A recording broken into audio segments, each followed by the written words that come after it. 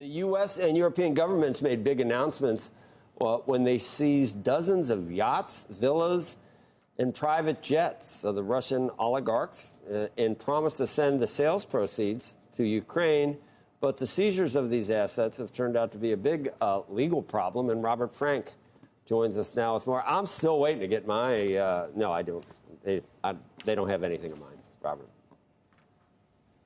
Good, Joe, and they probably won't. But remember last year, President Biden announced that they would, quote, identify, hunt down, and freeze the assets of the oligarchs. The Justice Department has since frozen about $1 billion in total assets. The problem now is what to do with all of them. The government can't take possession or sell an asset until it's gone through forfeiture. That's a process where they have to prove in court that the assets are illegal proceeds. That could take months or even years.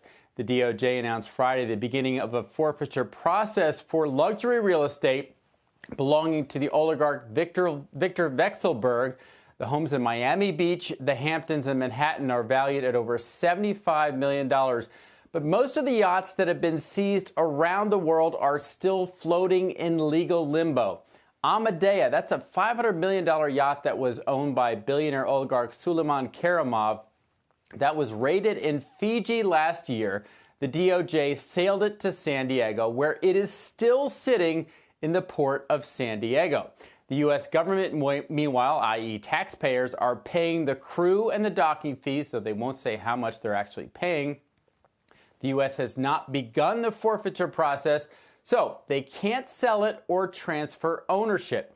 Meanwhile, a 115-foot yacht seized from an oligarch and held in Croatia has escaped from authorities and is now missing.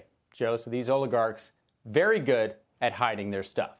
How much is, so the crew's still there? That's kind of interesting. You got any numbers about what something like that? That's a big one. That looked like the Love Boat.